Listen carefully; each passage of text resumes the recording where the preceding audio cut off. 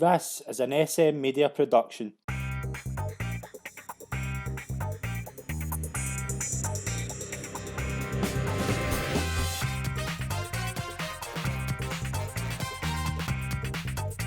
everyone, and welcome to the opening episode of SM Media's Road to Cheltenham. I'm Scott McPike, delighted to be here, joined this week by the horse racing journalist Calum McClurkin. Calum, thanks very much for coming on, mate. Pleasure to have you. Pleasure to be on. Thanks very much, mate. Since last Cheltenham, it's been carnage. It's been an awful year, but buzzing the jump racing's back. Buzzing we can get back into talking about all things jumps. Yeah, buzzing to be back. Cheltenham obviously had its problems the year before with equine flu as well, so it's not immune to crisis before lockdown. But yeah, great to have something back. It's probably still going to be behind closed doors, probably without fans in March, but it's just great to be back. And I think it's something for everyone to get through Christmas, and then get Cheltenham around the corner. So that's all I look forward to. Once November kicks off, that's all you think about, Cheltenham. That's it. Just focus on Cheltenham. We'll basically just make a wee start. We'll review what happened last year at Cheltenham. Like, Calum, I'll obviously just start with you. Like, the festival got off to a good start last year for us favourite backers, although it went out in the market pretty much. Shiskin went out from 2s to 5s, and I thought it ran really well and ran really impressive and won. What did you think? Who did you have in the race that year? Yeah, Supreme's always one of the best races of the year. I think it's a great curtain raiser. I had Shiskin, fortunately. I was buzzing. Great start. I couldn't quite believe he was 61. He's all about Altior mode. I think he's very like Altior. The way he cruises in a race, the way he quickens. He found a lot of trouble in Supreme. He was forced wide. There was a lot of mess, a lot of interference in the middle. Asteen Forlonge, the favourite, Willie Mullins. He was jumping right. He kind of brought Alexa Denida and then knocked off Captain Guinness, and then there was a knock-on effect of Abracadabra got a clear run through the middle, though he was slightly hampered, not as fast. Shiskin somehow found the gears, got to Abracadabra, and it was a thrilling finish, and it really set the tone for a brilliant 4 days. Mm-hmm. I thought Shiskin ran really well. I don't think enough has been said about just how impressive he was, because he got hampered. He had a bad jump. I think it was like 4 out. I think he had a bad jump, and then after that, he got hampered. Well, obviously what happened to with a steering for Longe and a Captain Guinness, but he ran really well and deserved. We're looking forward to seeing him over fences. Definitely, he's already favourite for the Arkle. He's about 3-1, 7-2. Do you think that's too short? I think a lot of these novices will try and avoid him, but if you're avoiding him, you'll probably be bumping into the other main novice, Envoy Allen, down the line as well. Yeah, I think so it's hard to avoid either two if you're going to go for a big Cheltenham Festival winner. I think 72 is fair. He was 5-1, I think, immediately after it. It's confirmed that he will go over fences. Yeah. And then something dramatic happens, he could be champion hurdle, but Nicky Henderson's obviously got Epitone there already. Yeah. So all systems go for the Arkle, and I think he's going to be campaigned just like Altior was. Definitely. We'll move on to the Arkle, the second race that day. Put the kettle on, won at the Mare. I thought this was a bit of a messier race now. Look back, it'll be the form probably won't hold up. Second and third, Fakir Dudery and Rouge Fifth. Obviously Rouge Fifth went on to be very good, but I just think I think Put the Kettle On's going for the new Mare's Chase. I think that could be the idea with that, but I'm not taking much away from that Arkle. I thought it was I didn't think it was the best of races. No, it was a bit of a surprise. I thought Henry de Brom had a Notebook as a favourite, but they're all kind of rated similarly, and that's how it panned out. There was a false start in that race, which that annoyed the life out of me. I'm going to change gears, but it's the same every year. The first 4 races of the first day is just a mess. They need to work that out. They need to sort that out. And then it's just another roar because it's a false start. It's a shambles. From a tactical perspective, it hurt Notebook, and it hurt me because he's my first Ante Post bet of the year at 25-1 for the Arkle last year. Was he? Aye. I mean, still, it was an electric jumper. Like, he's a great jumper. The only problem I would have with Notebook is, does he finish well enough? And I think maybe behind closed doors could maybe suit him, because he's not got that problem of the crowd at the start. Because we noticed that last year that he could have that, but I just don't take much for that race. Do you? No, it's hard. It's hard to see it. In fact, your Dudery could be decent in second. Easy Cashback was useful. obviously those were the front two in the Irish. Arkle as well, Notebook and Cashback. Maybe those two had too hard a race from the front when they were going at each other. 3 or 4 out, it probably left its mark on both of them. No, the form's open to question, but they're also maybe all open to improvement. So maybe we've just forgotten about Put the Kettle On. Potentially. Maybe she needs a wee bit more respect until we see her again. Excellent. We'll move on to the big race on the Tuesday. Was the Champion Hurdle. Now I was a big advocate for saying this was a poor race, but Epatone shone through. I thought she was excellent. I thought she just had a great run, travelled well, jumped perfect, jumped the best I've actually seen her jump, and got the win. I thought she was very good. Yeah, excellent. She was strongly back beforehand, like she was the year before when she bombed out in the Mares Novices, and I think that was why I didn't back that year. She has a talent. She's potentially special. She proved it at Kempton when she quickened the way in an emphatic fashion, immediately leaped up into grade. And yeah, I mean, GP McManus had boovered there before, so did Nicky Henderson. They're teaming up again, and she's already 41 for this edition, and I don't think you can put anyone off that. No, I think she's clear favourite. I think we'll talk about why I think she's clear favourite right now, but if you go by last year's run, I thought she was excellent. The horse I thought should have run in the Champion Hurdle, and I said this openly last year if you watched the shows last year, Honeysuckle. She won a cracking race last year against Benny the Jew in the Mares Hurdle. I thought it was one of the best races of the week. I thought it was just really enjoyable to watch. This is a tough spot for me because the president of the Honeysuckle fan club's here, and I thought she should have ran the Champion Hurdle, but the Mares Hurdle trip's definitely for her. I thought she was outstanding, and I think she's going to go for the Mares Hurdle again. But just a wee touch, I just want to ask you, like, where do you see Honeysuckle and Benny the Jew going this year at Cheltenham if they both line up? Well, I think we'll have a similar conversation in February when we had last year. I think they'll both be playing each other off, seeing where they'll end up, and I think they'll both end up in the Mares Hurdle again, taking each other on. I think Benny's got the capacity to go to 3 miles. I think she could go to the stairs. With 2 miles. So take your pick. I think it's too early to call, and I think in December it'll be too early to call, and probably January and February as well. Just the other winners on the Tuesday, I really get a big lift to Imperial Aura. I tipped Imperial Aura at 7-1. I was buzzing with that victory, and he's went on to be very, very good. And what was your kind of takeaways for the first day last year? Yeah, I liked him as well. He's already came out and franked that form, so he's very good. I mean, Imperial Racing have this habit of picking the right horses at low prices, and it shows. It's not just all about Willie Mullins, Gordon Elliott, Nicky Henderson in the big races. The handicaps matter as well, and I'm just gutted that race is gone now. I like the inclusion of the mares, but as you've already hinted, it's great for a gamble because you know the handicap marks. 140 to 145, they're all kind of protected. They all kind of go for that kind of race. They're all laid out beforehand, and it's just a shame that's gone.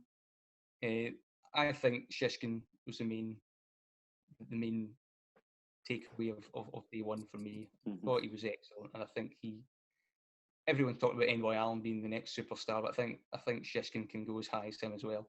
Yeah, me too. I think Shishkin could be the most one of the. There's certainly 2 exciting horses to take away for that novice hurdle division last year, and Shishkin's one of them. I'm really looking forward to seeing Honeysuckle again. I think she's going to go for the Hatton's Grace. I'm really excited about her, and obviously Epatone as well is another one to take away. We'll move on to the Wednesday. We got off to a flyer again. Envoy Allen, I think, is a superstar. I've said it already. I've not seen a more impressive run of form from the Champion Bumper. How the horses he's beat from the Champion Bumper last year to the Ballymore last year was outstanding, and I think last year on the Ballymore he was absolutely tremendous. I think he's definitely the most exciting horse in training. Yeah, you just can't knock an unbeaten record. I mean, when he won the Champion Bumper, Gordon Elliott said he's not a bumper horse, he's not a flat horse. Anything he does there's a bonus. It was the same over hurdles. It's interesting that he's not been up to 3 miles immediately. I think they're campaigning him very sensibly this year. Are we in a Don Cossack mould of protecting him and ushering him towards a Gold Cup? Yeah. We don't need to run him in the RSA. We don't need to empty him there yet. I think it's a sensible programme. maybe he'll be kind of judged when he finally gets a hard race. But we'll see his graded racing. I mean, he did what he was entitled to do in his reappearance. The way he jumped the last was the most impressive aspect of it. Yeah, I thought that as well, yeah. But he's 10, 12 lengths clear. He can just pop him up over the last, clamber over, make sure there's no hassle. He just goes in and wings it. It was quite incredible for a debut. It proved to me that he's going to make it from hurdler to chaser. Yeah, okay. Given what he did in hurdles. Obviously, he's won a point-to-point before that, so obviously he's jumped a fence before. But we'll touch on that later on when we recap what's impressed us. We'll move on to, in my mind, the kind of, I wouldn't say it was the performance of the week, but it was certainly the shock of the week. Was Champ getting up to win the RSA? How did he win? Yeah, he's got some engine. What a horse! There was doubts about his stamina before that, and I think you can't ever doubt his stamina again because he was so far off, he was so beat, and just bolted back to win. Nicky Henderson said that he's had a wee wind operation, and apparently he took a wee blow between 2 and 3 out in that race, and he got a second wind and caught the front two. We need to see how Melindo is frankly form a little bit already. Allaho is quite useful. Did he quite stay the 3 miles? I wasn't sure. Don't think so. I don't think he will. I think Champ's open to a lot of improvement. He's got the pedigree. He's obviously got the name, the connections. He's a massive player in the Gold Cup. I thought Melindo would have won if he didn't hit the last fence the way he did. I thought he was quite unlucky, but it's certainly those. I would certainly take those 3 horses and put them forward. I think Champ and Melindo will go for the Gold Cup. I'm quite sweet in Allaho for the Ryanair. I think that could be his trip. I don't know yet, though. I'd like to see him again, but I'd certainly say Champ's got the stamina for a Gold Cup, and I'm really, really excited to see where he goes from here. I think, is he a King George horse, do you think? No, I think he might go to Ireland and take on Albion Photo. That's what I thought. That could be an option for him. I think he likes a galloping track. The thing with Champ is that his jumping's got to be better for a Gold Cup. Yeah, definitely. In the Gold Cup, you need to be able to jump and hold your position. You can't afford to be tailed off. And with rumours that Frodon might go there, I know Frodon, you might say he's not going to stay.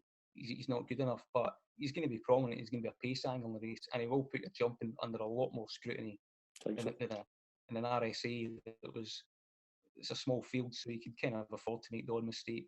And I think Champ might have been helped by Manila Indo and Allaho taking each other on from a long, long way. Definitely. We'll move on to the big race on the Wednesday. We thought this was going to be the duel between the 3, Chacun Persois, Altior and Defi de Sol. Altior and Chacun Persois missed the race, so we thought Defi de Sol would get a solo. That didn't turn out the way we thought it would. Politolog ran from the front and won the race. I was gutted that we didn't see the showdown we were all hoping for, but I expected more for Defi de Sol. Yeah, it was all in place for the showdown a couple of days before, but it was just wee injuries at the wrong time that horses tend to pick up. I think Chacun Persois got a stone in his foot and so a wee splinter for Altior, and it healed up fairly quickly for both of them, but that was the week they couldn't race, so that was it. Yeah. Defi de Sol was just a wee bit flat. He was never travelling from the outset. Barry Gerry was disappointed, but he still loves the horse anyway. So, and he certainly owes him nothing. I'm wondering though that if he wants to step up and trip as well now, possibly, yeah, because he was flat, but he wasn't. Normally a flat horse, you think you beat and you pull him up. He was actually staying on occasion. He was closing in the third quite rapidly at the line.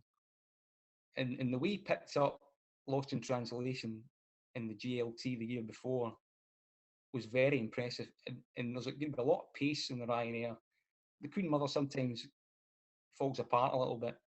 But what Defi de Sol wants is a nice stalking ride and then pick them off up the hill. Yeah. And I think he could get that in Ryanair. I think maybe he wants 2.5 miles now instead of 2 miles. I'm really interested to see how that division's going to look. I seen Politolog obviously done what he had to do. It was impressive enough, won the race at front running, but I don't see Politolog getting near any of them. If Altior or Chacun Persois, or even I could see A Plus Tard maybe going for 2 mile. I think he's got the potential to do that. obviously Politalog just done what he had to do. But we'll call Wednesday JP Wednesday because he had 3 more runners that day. Easy's Land, Damned the Company, and one of my bankers of the week was Aramax, and the Boodles. I thought he was very, very impressive. Hasn't done much since, but Inferno Hollow also won the bumper. But JP will be delighted with that day. Yeah, JP McManus is getting a little bit of a stranglehold on things, a bit like Chiefly Park studs in a way. Yeah. You know, that's the big guns. They know what to buy. They know what they're looking for, and most of the time they'll get it right. Damn the Company was a big highlight for me because he was my Ante Post pick at 33-1 for the Coral Cup. So that was a plot a long way out from Nikki Henderson. She's a graded operator. She might go over fences this season, and the Mares Chase might be a target. But all these mares have got great options now. You've got the Mares Hurdle, you've got that Mares Chase now. You can still go into handicap company if need be. Yeah. And there's a lot of options now that's opened them up.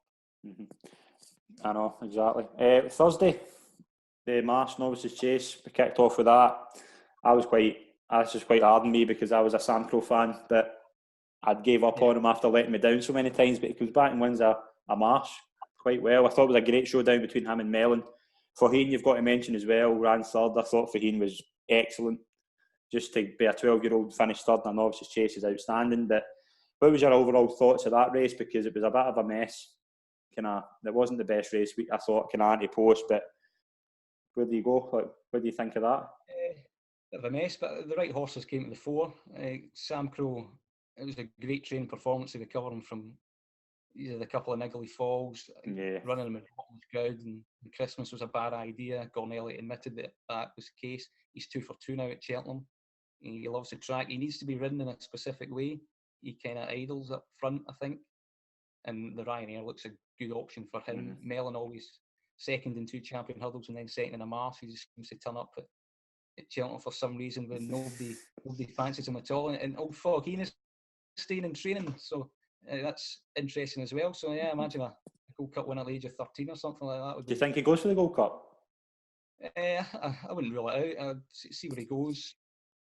Ryanair, but obviously his mark is sky high for a handicap. So I said that last year. I would like just one more, just give him a shot at the Gold Cup. One shot.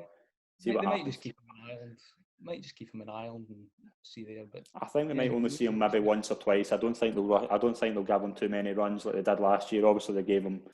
I think he had the beginner's chase, then he had the run at Christmas against Sam Crow, and then he had the Flow Gas chase at the Dublin Racing Festival. I don't think they'll do that this year. I think they'll give him maybe one run just to freshen him up, and then have a plan for where he's going to go after that. The Stairs Hurdle, we'll move on to that. Sorry, we won't. We'll move on to the Ryanair. Min was my pick. Min was one of my first picks last year for the Ryanair. I thought it was a very good race. I know it was I thought a lot of it was going to come down to Min and Aplutard, but we'll give a mention to St Calvados ran in second. I thought he was very, very good, but Min finally broke his duck. Four second place finishes at the festival. I thought he was really good. Yeah, get him out front and allow him to bowl on. That's the key to Min. He did it in the Melling Chase at Aintree, which is one of the most stunning visual performances you'll see in a long time. Definitely. He'd be higher ranked in everyone's mind if it wasn't for Altior bumping into him left, right and centre. He's very, very good, and he is the one to beat again in the Ryanair for sure. And as well as that, we'll go on to the Stairs Hurdle, the big race on the Thursday. We thought this was going to be a possession for Paisley Park. No, wasn't. But I was quite buzzing with this. I had Lisnagar Oscar at 33-1. I tipped him up. Whoa. I tipped him up thinking he was going to be second or third. I didn't think he would do what he did. But Paisley Park, do you give up on him or do you give him another shot?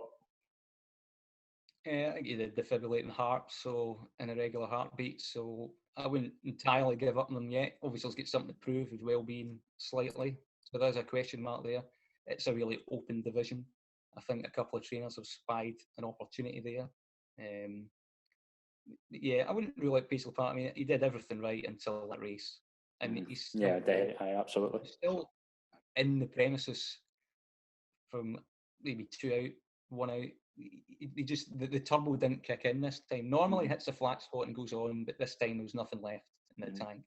And Lisnagar Oscar profit from it. Definitely did. But obviously that'll be a very open market to watch for this year's Stayers Hurdle. Other winners on the Thursday was Sire de Berlay, Concertista. I had a big thing out of Simply the Bets. I thought the Imperial Aura form with Simply the Bets would stand up, and it did. Simply the Bets was good. Milan Native also won the Kim Muir. So what were your takeaways for the Thursday? Yeah, I like Milan Native. He was good in the Kim Muir. I had Bob Maller, again, a big Ante Post pick. He get going just a bit too late, too late in the day.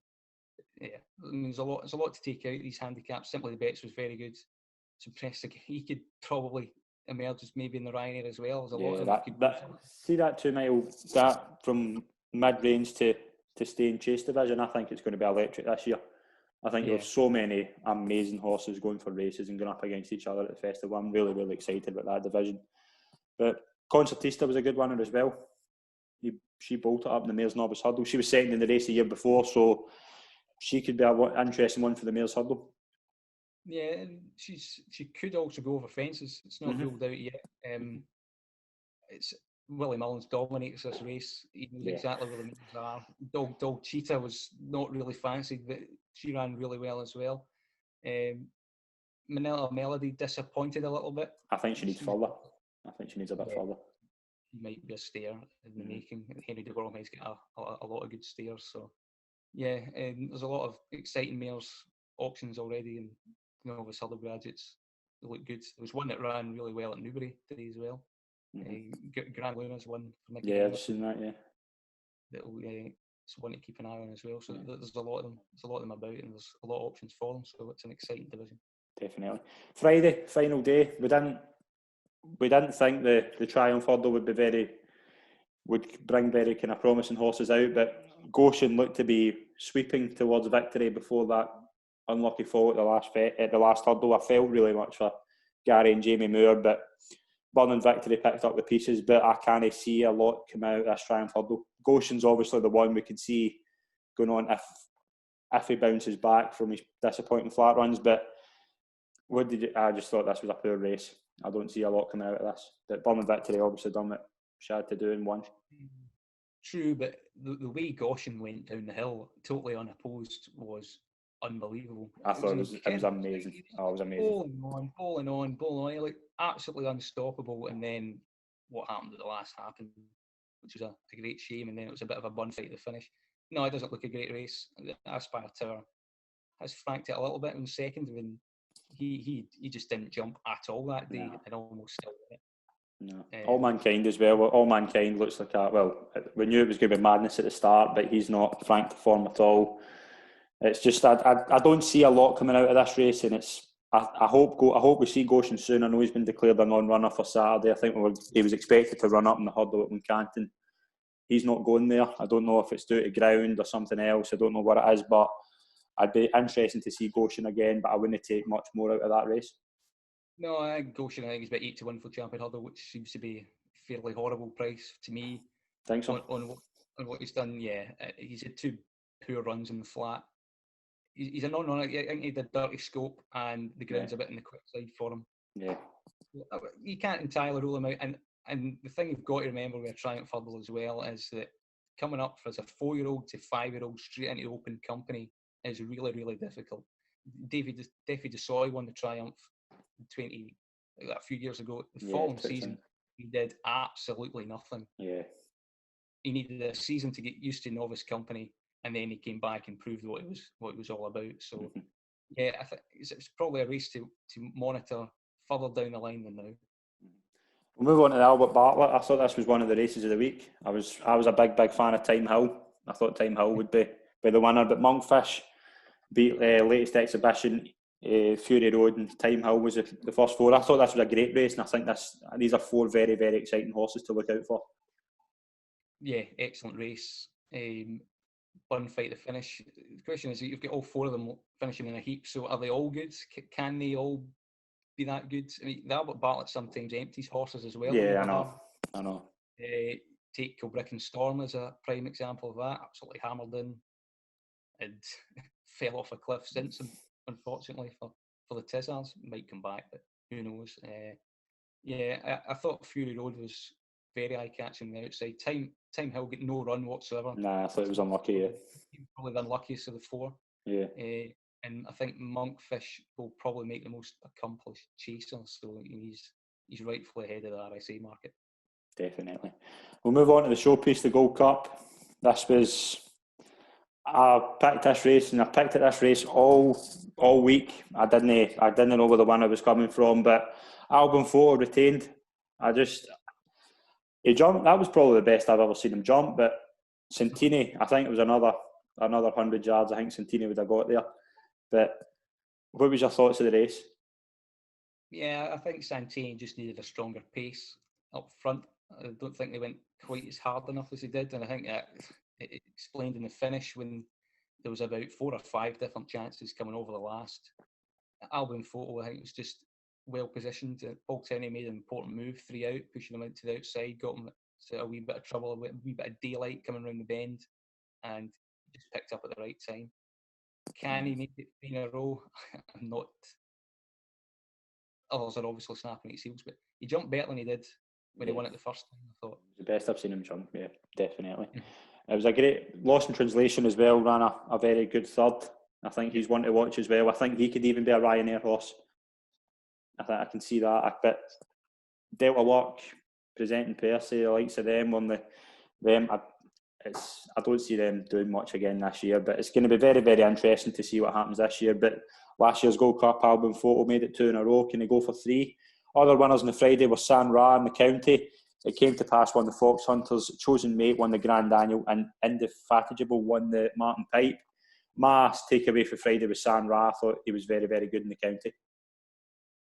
Yeah, and Willie Mullins keeps a couple of decent ones up his sleeve for this County Hurdle race, and Aramon chased him home, and they're 2 very good horses. I was really, really excited about Aramon. He won the Galway Hurdle, but he's obviously not going to go to Cheltenham this year. He's injured, but it was... Yeah, I backed the wrong one on that day, I'm afraid, as you do with many of Mullins' horses and handicaps. Yes. Santara was very good. He was probably one of the easiest winners of the whole week. Geraghty barely had to ask him.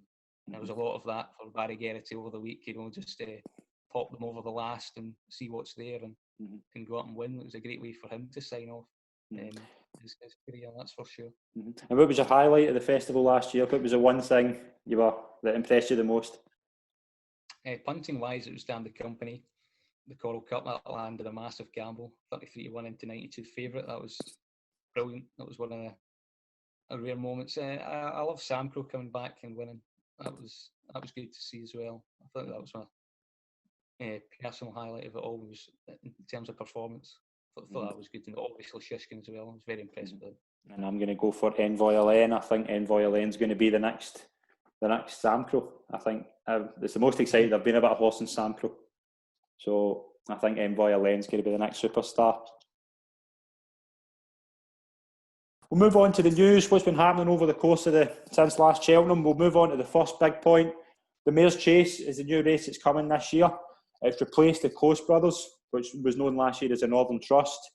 This means that the Mares' Chase is going to be moved to the Friday, and the Fred Winter is going to go to the Tuesday, which will obviously replace the Northern Trust race. I'd imagine it'd be between the Mares' Hurdle and the National Hunt Chase, and the Grand Annual will move to the Wednesday. Calum, I just want to ask you, I'm very excited about the Mares' Chase, but would this have been the race you would have got rid of? No, certainly not. No. I think the likes of the Kim Muir, I think, would be higher on the agenda than the Novice Handicap Chase. I just think it gives other people more of a chance. It's a race like that. It's the only race that Elliott and Mullins haven't won in the whole festival. And it's great, as I touched on before, it's great for a punter's gamble as well. We've seen the last 2 years. We've seen the last 2 years, the likes of Apotard and Imperial Aura coming out of it. So the Galvin as well. Galvin's looking good. So good horses come out of it. I wouldn't have got rid of it personally. And Novice Chasing Options, it's a high-profile handicap option as well, and you can see the development that these winners are making recently. If they're not quite ready to take on a 170 rated superstar that Envoy Allen could be, where else are they going to go if that's definitely their pick? Exactly. So it might work better for Aintree and Punches and other festivals around it, because they might dodge them Sandown as well. They might go elsewhere. But I think it's a good race that's been taken out. I would probably get rid of the Kinmure instead if you had to choose. I don't know. The race I thought they would have got rid of would be the National Hunt Chase. Obviously, it's come under a lot of kind of criticism over the past couple of years with the trap and things like that. But that would have been the horse. That would have been the race I thought would have went. But I would have said the Kinmure. I just think the Kinmure is probably the race. Maybe even the Boodles as well. There's a few races I would have got rid of before the novice handicap. But moving the Boodles from the Friday to Tuesday will give some handle in a Triumph form for Friday, because a lot of them will run it beforehand. No, that's in the same day normally. Yeah. Then you see what wins that Triumph, and then you see what the moves are for the Fred Winter and the collateral form on the day. So that changes it a bit. Also, people that know the Cheltenham Festival just map it out, and they know every race in the diary. They know the start time. Yeah. Moving the calendar about a lot as well, I don't think it doesn't take too well to the average punter, I don't think. Mm-hmm. The Mayor's Chase, it just depends what turns up. I think that's the big thing. Like, what's going to turn up for the first Mayor's Chase? Like, Salsaretta leads the market just now, but I would imagine you would hopefully see better horses coming up, and then giving this a good go, because it's a good chance for Mares. We hope it produces some good ones, and it's a good race. Yeah, I think it'll be well supported initially. Definitely. I mean, you see Paul Nicholls has bought the likes of Lorena and Stormy Island over. Yeah. They are going to go over fences, even though with limited success so far, I think. But Damn the Company is one that could go that way. Yeah. She could be a great operator. 155 rated handicapper, so if they're not all that good, you might chance her arm there. So that kind of sets the standard. So you're looking at a 155, 160 operator to come out and really stamp his authority on it. But yeah, given Willie Mullins' dominance of the males division recently, I think you'd be wise to look what he runs there. Elfile is interesting as well. I was just going to touch on her, yeah. Kenny Alexander has got Honeysuckle, and Elfile was running on behind in places. He'd be a sensible one to take over fences, I think. Just the owner should be keen on it to have possibly the leading light in the hurdle division, and then possibly in the Mares Chase as well. So there's a lot of options for these mares that have opened up. We'll see how it pans out, but I think it's a good addition. I think it's an exciting race. Do you know a horse I could see going for it? Benny Deju. Yeah. I think Benny Deju. I think the problem with Benny Deju is that she was a very, very good jumper before she went. She went for the Mares Hurdle a couple of years ago to take on Apple's Jade. She won that, and I think it's probably been since then. I don't think they've wanted to go back over fences, but now there's a Mares Chase at Cheltenham. Why not go for it? If Concertista could be the Mares Hurdle horse for Mullins, so we could. It's going to be very interesting. But I would quite like to see Benny Deju going over fences again, because I thought she was a great jumper. Yeah, well, it's certainly an option to her. She's got. I mean, if you go noise check, I think she's the most back there in terms of percentage wise. So again, she could go stairs, she can go Mares Hurdle, she can go that race. Get all of a sudden these classy mares have got a lot of options, and it'll probably determine who goes where and who to avoid and who you want to take on. Yeah, I imagine this will be something we'll be talking about later on to come. We'll also want to touch on Paul Nicholls. Paul Nicholls has increased his stable. He's got some horses from Sullivan Bloodstock and Willie Mullins. The likes of Stormy Island, Dolcita, Lorena have went there. Also Next Destination from a different owner. Paul Nicholls will be happy with this. Paul Nicholls will be delighted to have a few decent mares, a few decent horses in his stable. But Next Destination's the one I want to touch on. Ran very well in second the other day. I thought it was, to not run in nearly 3 years and run the way he did, I thought it was very, very good. He was good. He's also got an option of staying with hurdles or going novice chasing as well. He could go over fences in entry this week over fences. So yeah, I think he's getting more horses so he can experiment more. He's classy operators that he knows, tried and trusted. He knows the routes that they're all going. Clandy Oboe, for instance, Surname. He's got plenty to go to war with now, and I think more horses will strengthen your chances of taking maybe the championship trainer as well from Mickey Henderson. Those two will go for that. Definitely. So yeah, it's interesting times. The more horses, the better. Definitely. Lorena as well, I just want to touch on. Obviously, she was very, very disappointing last season, but where do you see the plan for her? Fences initially, and then we'll see what happens. The problem, she's not the biggest, Lorena. She never has been. She might just be a slicker hurdler. I'd be same with Stormy Island actually. I think they'll just school them, see what happens initially, and then probably revert back to hurdles. But yeah, I think she needs proper soft ground. I've said that for a couple of years. I think she needs proper soft ground. Another horse that changed trainers was Brendan Percy. He's went to Gordon Elliott from Pat Kelly. Do you think there's more to this than meets the eye? Because Pat Kelly hasn't had a winner in near enough 2 years. I think there could be more to this, and certainly we're hearing. Yeah, he's had a few that have left. I just think it's a total loss of form, I'm afraid. Yeah. A really good horse that's not shining, and he give him a chance, gave him a season, really, and it wasn't getting any better. Yeah, it's the nature of the beast, I'm afraid. That's what happens when you don't perform and your owner's expecting more. It'll just change trainer. Definitely. Finally, I just want to touch on one of the best jockeys in festival history, Barry Geraghty, 43 winners, retired. Just some great horses he had. Won the champion chase with Moscow Flyer, Sprinter Sacra, Finian's Rainbow. 4 times he won the champion hurdle. Can you name the 4 horses he won the champion hurdle with? Oh, Bouverdale. No, I can't. Simon Sig with it? Simon Sig won the Neptune. We've got Bouverdale, Epatone last year, Jeske, and Punjabi in 2008. I forgot all about that. Gold Cup. It would have been more if Tony McCoy wasn't around at exactly. that time, you know. Gold Cup, yeah. Two winners in the Gold Cup, Kicking King and Bobsworth, and won the Stairs Hurdle twice with Iris's Gift and more of that. Calum, Barry Geraghty was, how will he be remembered as a jockey? I thought he was one of the best. Absolute genius. Tremendous horseman. And one of the best judges of pace, I think you'll ever see. He was always in the right position. Even that last Cheltenham Festival, he judged everything right. Mm-hmm. And he's had a couple of hard times. There was a couple of big injuries, you know, a bit like Ruby Walsh did. Yeah. And for them to get it to McCoy and Walsh, for them to bow out relatively on their own accord as well. Sometimes you don't get that opportunity in jump racing. As for jockeys, it's important, and he felt the time was right. I think he could have gone on if he wanted to. Definitely. He was establishing himself as a number one for GP, and GP's string is massive for anyone. You know, probably the best position you could possibly be in jump racing as a jockey, being number one to GP McMahon, picking up from all sorts of stables. Definitely. But yeah, super talent, won absolutely everything.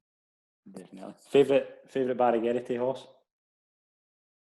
I was loath to say Damn the Company there for Sprinter Sacra. Sprinter Sacra. I'm going to go for Simon Sig. The personal story, I had Simon Sig for the Neptune. It was one of my first big winners at the festival. I thought just I fell in love with Simon Sig after that, and just that Barry Geraghty, just an outstanding jockey, one of the greats, will be remembered as one of the greats. 43 winners, just an outstanding jockey. I just want to touch on finally as well. Obviously, when Barry Geraghty retires, is the void of JP stable jockey comes up. Who do you think? Who do you think is going to get the main load of the horses come Cheltenham? You're keen to spread them out. Mark Walsh is an option in Ireland. Aidan Coleman, I think, would be my front runner for it. But John Joe O'Neill Jr. has got a big future ahead of him. And he could be the future. I think he could be. Pick up the mantle as well. So, yeah, he's blessed with Richie McClellan's enjoying a decent resurgence as well. You know, with Kimberley Candy was well fancied for the Grand National before that was kiboshed. And there's a lot of good options there to them. So I don't think they're going to rush into a decision. That's for sure. But yeah, Aidan Coleman at the minute short term, and John Joe O'Neill Jr. further down the line. Definitely.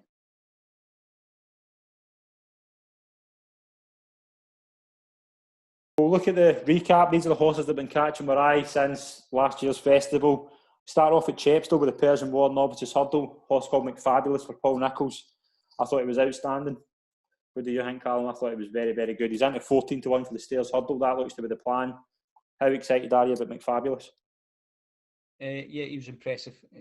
He has a serious engine, and I think he'll be better over fences as well. I mean, he thrashed him at Chepstow, in War. He just kept galloping, and you can't knock a horse that does that. He was very good at Kempton, and with Paul Nicholls' horses, when they excel at Kempton, they don't tend to be Cheltenham horses. And I think a flat track 3 mile is his game. Is he suitable for Cheltenham? I'm not so sure. I'd like to see him run there for start. He hasn't been there before, lumping on at 12 or 14 to 1 for Sayers Huddle, but he definitely has more potential than most in that division. But yeah, if I was having a bet involving McFabulous, it would be for the King George in 2022 rather than Sayers Huddle. I think he's just another Clan Diobo to me, something possibly. I think you let him bowl out in front. He can stalk as well, he's got a change of gear, but I think he wants a flat track. Yeah, I would like to. I think the Cleve. I think the plan is the long walk hurdle, but I would like to see him running the Cleve, as you say, just to get that Cheltenham experience. But I'm really excited about him. We'll move on to If the Cap Fits, one at Foss Last in a beginner's chase. Very good race this. It was up against Fiddler on the Roof and Emitom, but If the Cap Fits was very good. I think this could be one to watch for possibly the Marsh. Yeah, very good. Again, it doesn't boast a heartening Cheltenham record. He's getting an entry in the intermediate chase at Sandown on Sunday, which is over 3 miles. So they're obviously tempted to step him up and trip as well. He's a real stayer. I mean, there was a brilliant Liverpool hurdle race with Roxana last year in Apple's Shades where he won. And everything went wrong, and that showed his aptitude for it. He's battle hardened as anything. He really is impressive. But again, Cheltenham track, I think, is a bit of a question mark. I think that as well. I think he could be one to watch. Sam Roy won a race at Tipperary, champion hurdle contender. Potentially, yeah. I mean, look at the market. He's backed into 10 to 1, isn't he? He's certainly very unexposed and exciting. He did what he was entitled to do at Tipperary. But yeah, I'd like to see more of him in graded company soon, and we'll see where he is standing there. 21's a bit short for the champion hurdle, but he's certainly got a lot of potential. Yeah, looks like the Morgiana for him against Abacadabras. That could be quite an exciting race because obviously Abacadabras will be wanting to bounce back. But I would like San Roy a lot. I think 10 to 1's probably a bit too short, as you say, but done all he had to do at Tipperary. We'll move on to Rouge Fifth. Won a very good handicap at Cheltenham. I think he could be one to watch for the champion chase. Third in the Arkle. I thought I think it was top weight as well. He was outstanding in that handicap chase. I thought he was really good. Yeah, he impressed me as well.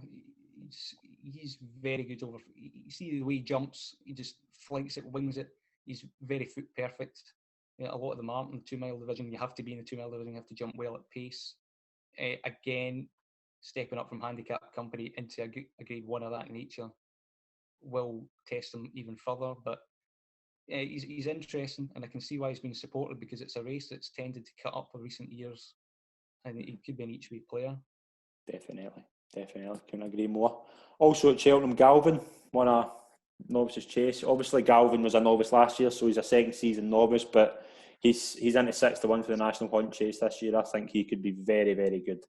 I think that could be a very good price right now for the National Hunt chase. Yeah, Gordon Elliott came out quite quickly and said that he's definitely going to go to the National Hunt chase. We'll give him one more run after Cheltenham. And I was looking at him about 2.5 mile in that novice chase. It was hardly shaping as an out almost 4 miler. I was taken aback going, well, will he stay? But he was impressive, and he was getting better and pulling away in the line, and that was over. Technically, the Gold Cup trip. Would you be worried about his stamina? If it comes up really soft, maybe it's enough. It's enough of a worry not to dive in at 6 to 1 when you don't know what the opposition is as well. That's the thing. Point. And there's a big gamble in this. We carefully selected last year. I know it was at Willie Mullins, obviously, but he took higher rank as a novice in novice company than Galvin ever did. But Galvin is a far better jumper, I think. He's obviously been brushed up. And I'd imagine Jamie Codd is in line already to take that ride. So I think that's a done deal. I think Jamie Codd's already got that figured out. The plan that I was surprised with is already coming into fruition. It's barely into November, so I know. Yeah, it's all in line. It's all in shape. Will he stay? Yeah, I think probably will. So yeah, certainly one to watch. I want to see him again. I'm looking forward to seeing him again. Frodon as well is another one to touch on from that Cheltenham meeting. He was good. The thing about Frodon with me is he doesn't strike me as a Gold Cup horse. Obviously a Ryanair winner, but is he going to have the stamina for a Gold Cup? Highly doubt it.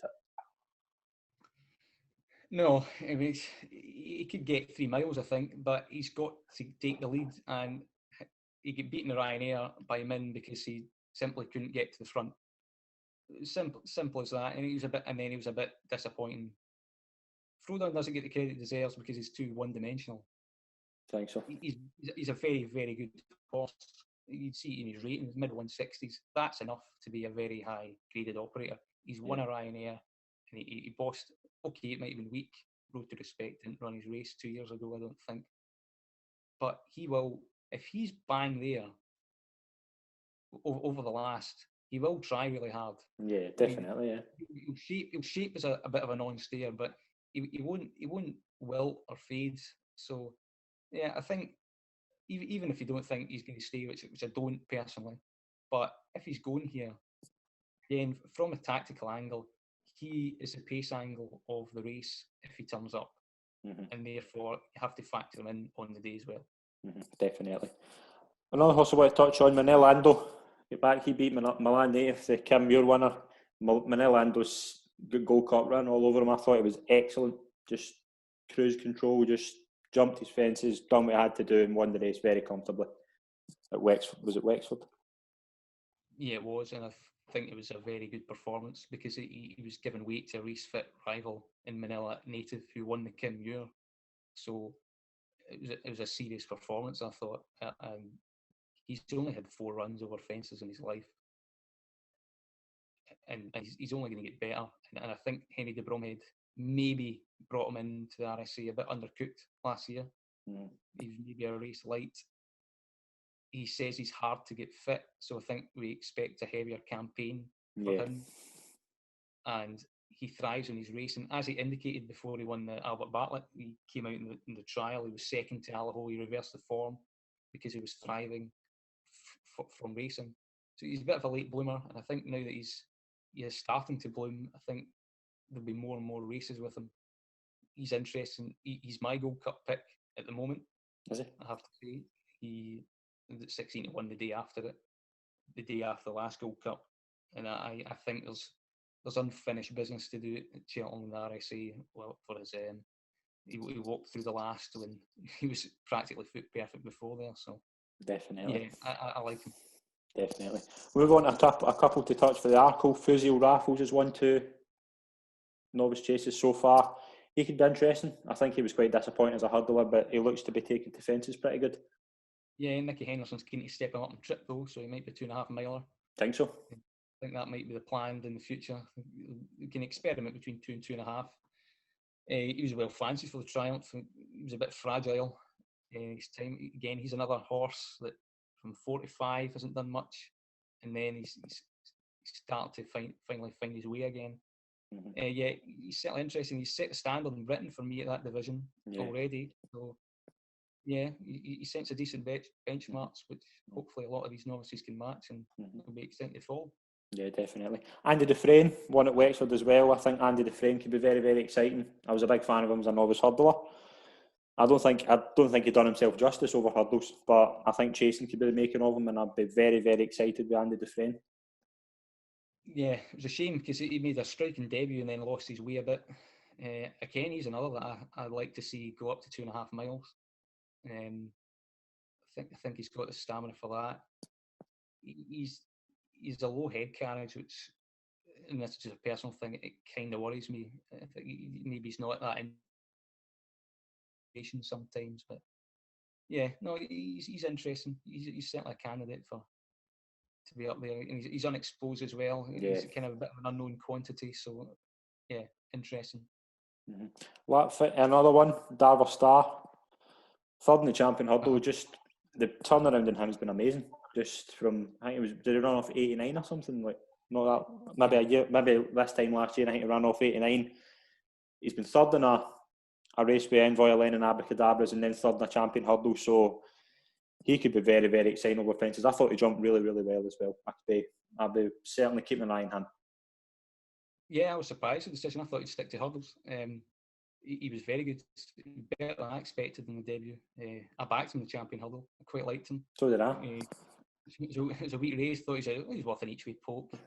He just keeps on improving. And yeah, I mean, we all know that who he's going to bump into in Shishkin.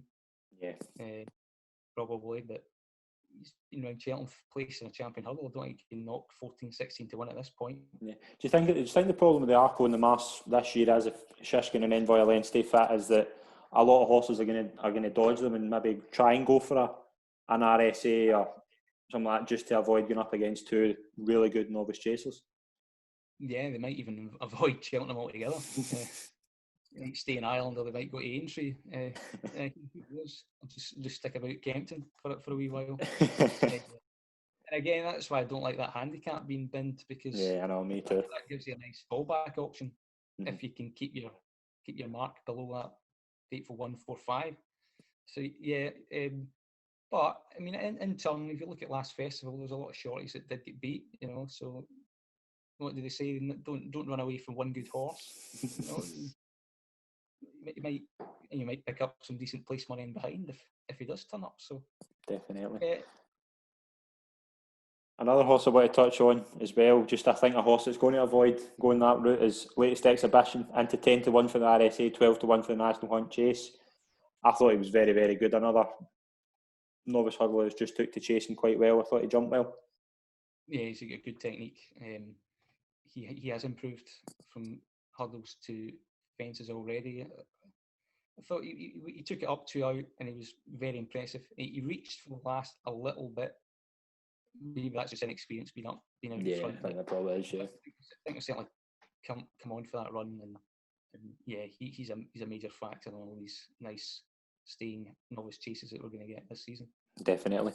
We'll go on to the big meeting over the weekend in Down Royal. First of all, on the Friday, Farouk Delaine won a novice hurdle. He's into 20-1 for the Albert Bartlett. I could see that being decent value. I think he's a very, very good hurdler. Reminds me about a Fury Road. I think that he's got the same kind of hurdling technique. I think he's got enough pace for a Ballamore as well. Yeah, possibly. Stick him down as a complete out and out stayer quite yet. He was good, but the market indicated that he did what he was supposed to do. So I'm not sure about the form in behind. I'll wait and see what he's like in graded company. It'll be interesting to see how that pans out. Another race that day was Aspire Tower beat Abacadabras and Jason the Militant. Discuss that. Bit of a shock. Aspire Tower has jumped markedly better than he did in the Triumph. That was for sure. Night and day. It was night and day. Night and day. Goshen and All Mankind were obviously going to make the pace in the Triumph there. He was never going to be prominent. Maybe that didn't suit. Yeah. But yeah, he was good. Abacadabra didn't get the pace that he wanted, and I think he'd be better in a bigger field. Do you not think with Abacadabra is that he's just not finding a lot off the bridle? I thought that in the Supreme. Just when he came off the bridle, I just didn't think he kicked on, and I thought it was the same in Friday. I just didn't think it was it might be. I might be wrong, but I just don't think he's got the battle to do that. Yeah, it'll be interesting to see where he goes. But I think he's turning in. I thought Abacadabras would just sweep by him one, but obviously didn't turn out that way. I think the length that he was beaten concerns me more about his battling quality. He was beaten 4 lengths by a placed horse in the Triumph. Which, I mean, even including reappearance, he might have been 80% fit or something like that. Yeah, it's a bit of a concern. I think he might have the battle. He still won the battle for second, coming over the last. Yeah, on the nod.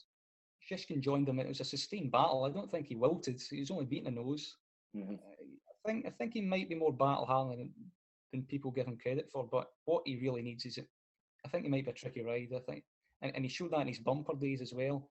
He's very raw out in front. He doesn't find much up front. I think it's more idling than battling. Yeah, potentially. Up front, he needs to be ridden cold from the back with a lot of confidence, and then he can use that turn of foot when required. But he needs a strong pace to run at. But he needs a lot to fall in his favour to win a champion hurdle.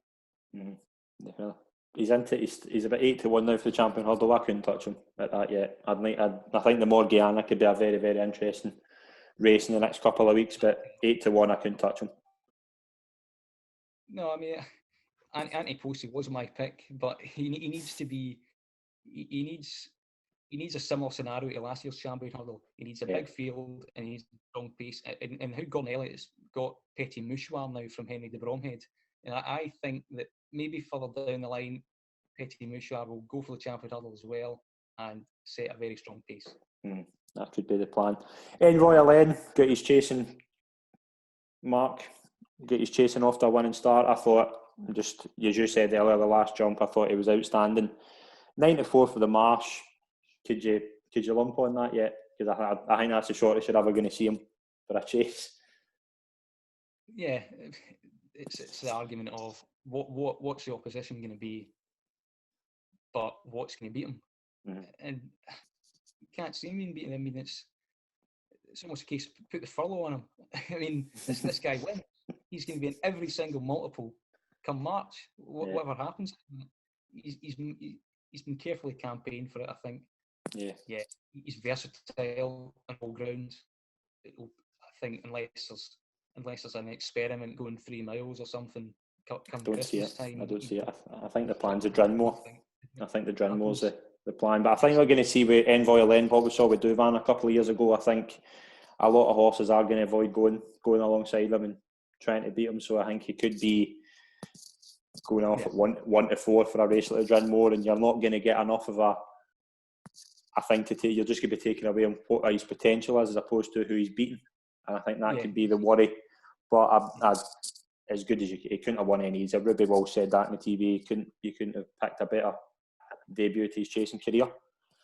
Yeah. If he does that in graded company, the 94 on the day turns into 49. Yeah, easy. Easy. He's on track to be probably the warmest order the whole meeting at the minute. So yeah, definitely. I mean, we'll see what happens. Definitely. We'll move on to Weatherby the Saturday. Roxana won the hurdle race there. 14-1 for the mares hurdle, 20-1 for the stairs hurdle. Lesna Garoska was pretty disappointing, but as I said earlier, next destination in second place was very, very good. The thing with Roxana for me is she's already won the mares hurdle. She obviously capitalised in the fall with Benny de Dieu. Do you not think she could be going for the stairs this year? And I think that trip would really suit her. I think it does. I think she's looking for it now, and the way she powered on the line was impressive. I mean, she's a serious horse with a skeleton. It's probably the best we've got in the yard at the minute. Mm-hmm. Again, the way she won that mare's hurdle that was gifted to her, that she almost threw away again, worries me about the track for her slightly. Under pressure. If you won on the mare's hurdle, you're more likely to do it when you're tired than a stairs hurdle as well. Yeah, definitely. The skeletons like their flat tracks and they like campaigning around Aintree. So maybe the stairs hurdle at Aintree will be the target. But it's such an open division that if it opens up on ratings, you get that mare's allowance as well, and that will be a big help. She can develop into a contender, so and her price reflects that. So it's probably too early to tell where she's going to end up, even whether race at Cheltenham or whatever meeting she'll end up in the spring. But yeah, she's certainly one to follow, and she could not have won that race easier. We'll move on to the Charlie Hall Chase. I just want to ask you before we talk about the winner, who did you back? In the Charlie Hall? So many races now that I was. Who won it then? Sunderland.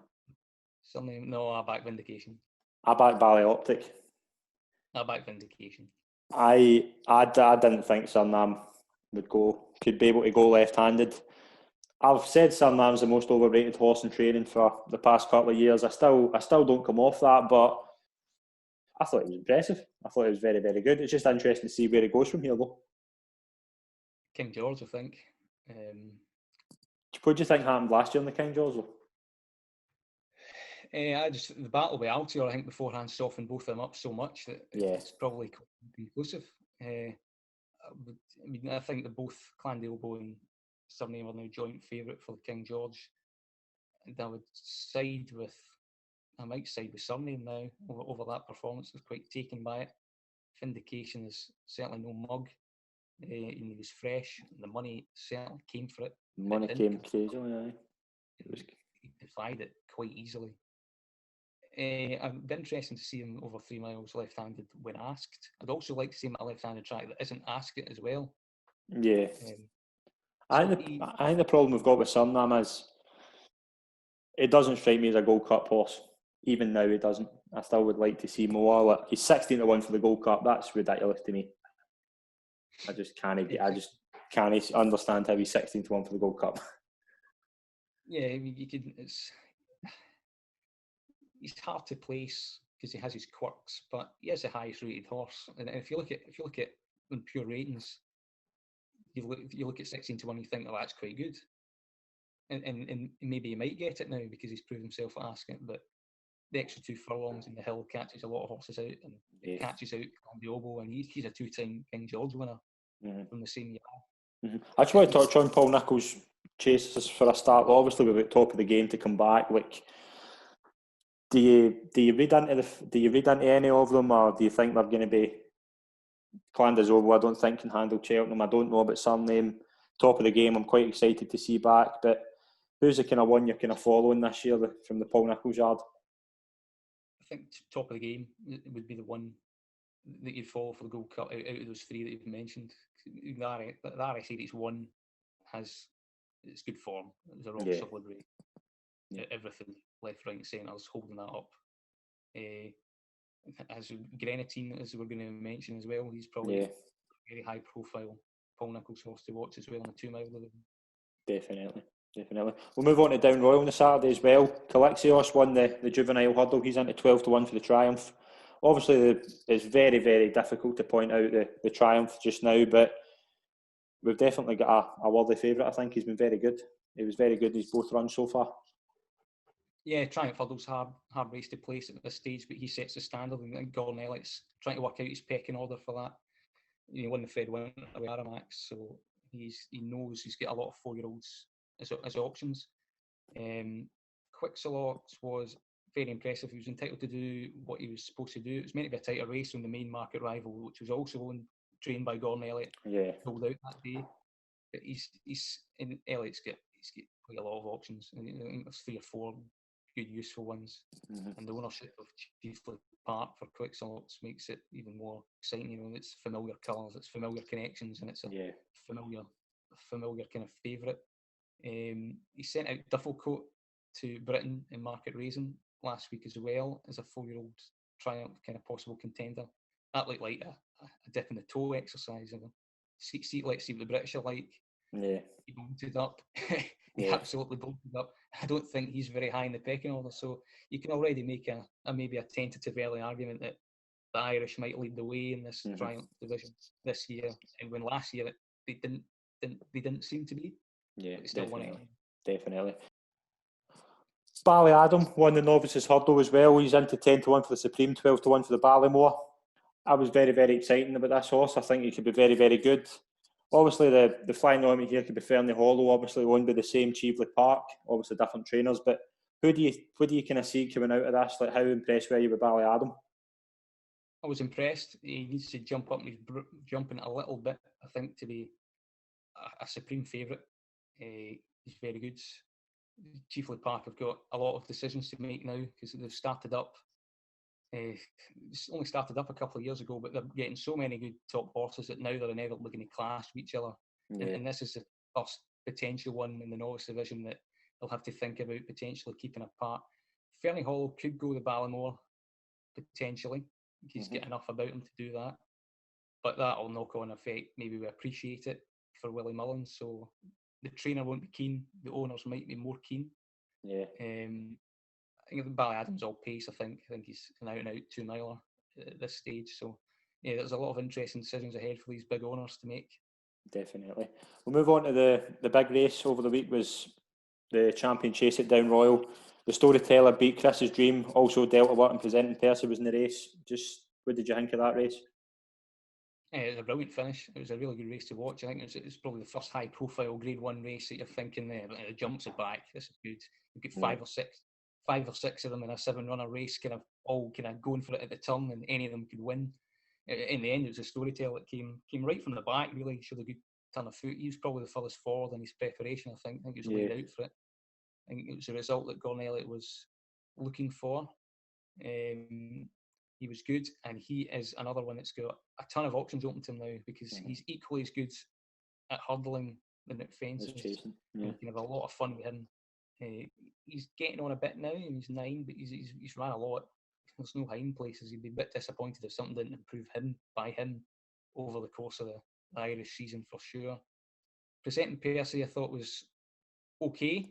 I thought it was a confidence restoring mission for him. I thought, let's get him jump round safely, let's get him completed, let's look after him, and that's what we did. It was impressive enough. I mean, he's still a bit flat.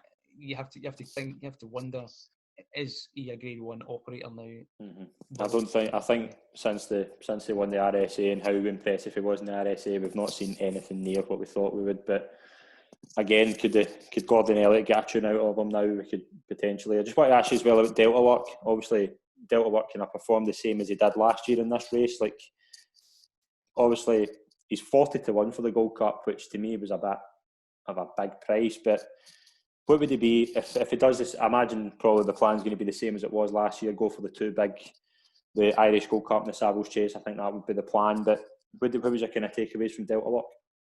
Yeah, he could go to Puncheson Gold Cup later on as well after it. I mean, he's 40-1 is a bit of an insult, I think. If you look at some of them above him, they either won't turn up or they don't have the mark that Delta Work has. Delta Work's rated in the start of the 170s. He only went off 92 on the day where his jumping was awful, and he still finished 5th, and he was only beaten by 6 lengths. And he's only a 7-year-old, and he's trained with Gordon Elliott, and he can improve. I think 40-1 is a bit big. I think he should probably be at half the price, which means he's still got a bit to prove against the likes of Santini, who he ran very close and are very good at RSA anyway. Yeah. And the main gripe with him is that he doesn't give his fences enough respect.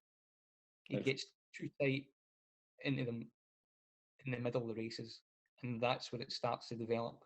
And then when he's asked, he takes an age to pick up. So he would need a strong pace as well, I think, to really be seen to effect. But I think he's a bit big. I wouldn't totally write him off yet because he's young enough to get better. Definitely. We'll move on to another big race. Battle Over Doyen beat Sam Crow and Easy Game. I don't know. I can't make head or tail of this race. I just thought it was a bit of a weird one. But Battle Over Doyen, I don't think handles Cheltenham, but it'll be interesting to see where he goes. But what was your thoughts? Yeah, a back Battle Over Doyen for this. I thought he was laid out for it, and he was. Yeah. Sam Crow wasn't. Easy Game, Easy Game, I think, is for Willie Mullins. Get those two mixed up. He's just not quite at Grade 1 level, I think. Easy Game, but he was fit, he was race fit, and he set a decent enough standard for the season for Battle Over Doyen and Sam Crow to aim at. I think Sam Crow made a mistake 2 or 3 out that was notable. Like Sam Crow does. But he did run on encouragingly. Yeah, enough, he ran pretty good, yeah, I think. As a starting point, I thought it was reasonable because Battle Over Doyen's the one, he was rated 152 coming into it, and he's certainly no mug. He didn't stay in the RSA when he was 4th. Yeah. He might not like the track, but I think 2 years before it, when he was well fancied for the Ballymore, he didn't travel over well. I think it was quite upsetting. I think everything kind of went wrong from preparation-wise. It's easy to forgive one bad run at a Cheltenham Festival. It's harder 2 times in a row, potentially. But he has got excuses, and he's better than a 152 horse now. So, yeah, he's a player, but again, it's that intermediate trip that's turned the key into him. It's coming back from 3 miles to 2.5. He quickened well between 3 to 2 out. He made a really good move that won him the race. It was kind of flattered a little bit because he's probably a bit more forward, and Sam Crow made a mistake when he made his move. Yeah, he absolutely nailed the last 3 fences like a top class horse. He really did. But the flat track again looked like it was suiting him quite a bit, and Down Royal's a bit of a pacier track than Cheltenham's galloping track. So definitely. Yeah, he's still a bit top level, but he's an interesting one to keep an eye on. Yeah, definitely. A nice horse won the bumper on the Saturday. Sir Gerhard, he's now 5-1 for the champion bumper. Again, Cheveley, I think it was the Cheveley Park thing that swings here, as well the fact that the horse cost about £400,000, so the reputation's high. I would say it's too short for the bumper, but I would take a lot of positives from that. I think it could be very, very exciting. Yeah, he's going to take high rank in the bumpers. It's a race that Envoy Allen won, so Gordon Elliott knows what he's doing with it. He did look very good. He looks like he can get further as well. He's in a similar mould to Envoy Allen, the way he's shaped. There's also, he was a bit unfurnished, I think, a bit rough around the edges in the paddock by the reports, so 400 grand it costs. He's going to take high rank, but I wouldn't jump in quite yet because you don't know what's in at the moment. No, 5-1's too short for the bumper in November. I can't have a horse at that. But obviously, the reputation's the reason for that. But we'll move on to Carlisle in the 1st of November. It was a Sunday. Imperial Aura won a pretty good race, but I tipped up Brewing Up a Storm last year for the Arkle, and I'm regretting that decision. I think I can't be more disappointed with him. But Imperial Aura was really, really good. Also, Black Hawk was in the race. I thought it was a very, very good performance from Imperial Aura. I thought he jumped really well. Yeah, he was my big bet the weekend, Imperial Aura. I thought he was nailed on. I think Brewing Up Storm he just doesn't jump well enough at that level to me.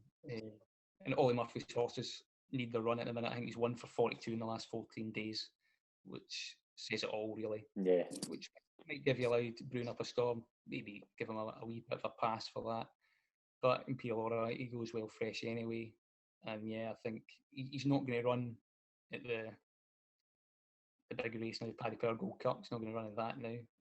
Yes, he's going probably Peterborough Chase, Huntingdon maybe.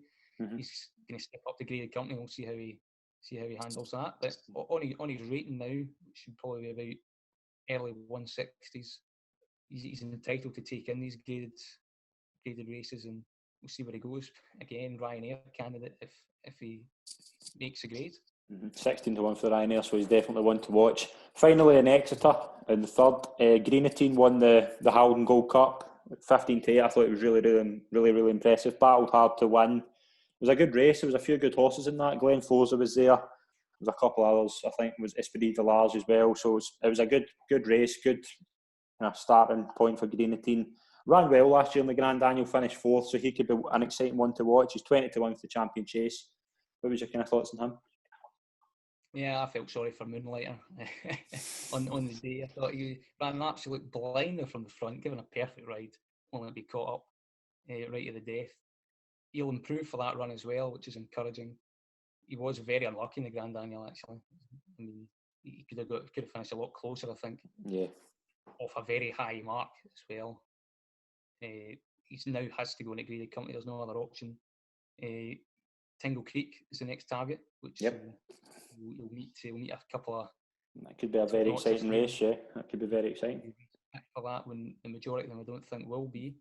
So yeah, that's a race where I think we'll find out what he's all about. But in an open division, I can see the appeal of him. He's a young Paul Nicholls trained improver that he just excels with these types, and yeah, he might be another one. Definitely. That was the recap for the week.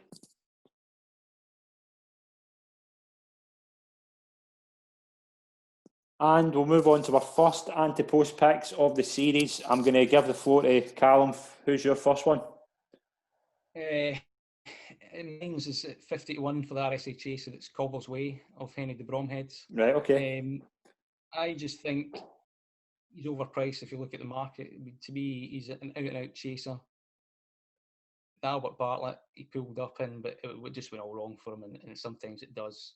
He was quite backed into 14s, but he just didn't get going at the start. He got a very rough first circuit, and he's, to his credit, he was still trying to get to the last hurdle, but he just didn't have anything off to give. A really rough trip. Watching it back, it can be forgiven, but he's all about chasing.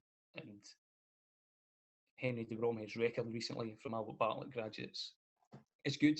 Mona Lee was second in it once and went second in RSA. Obviously, Manila Indo 2 years before made the grades. Unexposed rating as well. Manila Indo ran off 147 was his official mark going into the RSA, and then he went off almost joint favourite practically. Yeah. Just 3-1. It's second favourite behind Allaho. Cobble's Way over hurdles is rated 146. Yeah. And Henry de Bromhead doesn't like the national chase. So this guy's a stayer. He races his best novices, steam novices in the Albert Bartlett anyway. Mm-hmm. And he ticks a lot of boxes. And to me, if he ran his race, if you forgive that run, beforehand he's in good Irish form as well. We split latest exhibition in Fury Road in the trial for the Albert Bartlett. And he was given a good ride up front. So I'd like to see him be running fairly prominently and always leading Steers chases. We haven't seen him yet. But apparently he's working quite well at home. The vibes are quite good, and he's going to be a far better chaser than a hurdler. So if you look at his form in the Bartlett trial, 50-1 in the latest exhibitions, 10s. The top four are all short for their main bases that they're aiming for. Yeah. If that form does stand up, Cobbler's Way, I mean, he could probably be half the price it should be. So I think as a toe in the water start, I think Cobbler's Way, 50-1 each way for the RSA, it's a decent enough starting point. Could be very, very interesting. I'm going to go for a Henry de Bromhead horse as well. Mine's a bit of a shorter price. I'm going for a horse that we haven't seen over hurdles yet. But I really, really like Bob Ollinger. I thought he was a very, very impressive bumper winner just before Cheltenham last year. He's 20-1 for the Ballymore. He's 25-1 for the Albert Bartlett, but he's 14-1 to win any race at the Cheltenham Festival. So I'm going to put him up at 14-1 to win any race at the Cheltenham Festival. He's very, very exciting. He won the bumper last year before the festival, so I think he could be a very, very good hurdler. Don't know where he'll go. I'd imagine Ballymore, and I think he's got the potential for a Ballymore trip, but I'm very, very excited about him. That sounds fair to me. Brilliant. That is us for this week. Calum, you enjoyed your first time in the show?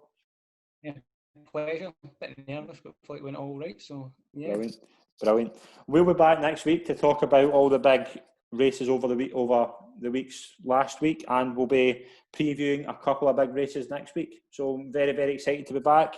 Thanks very much for watching and listening, everybody, and we'll see you next week. Thanks very much.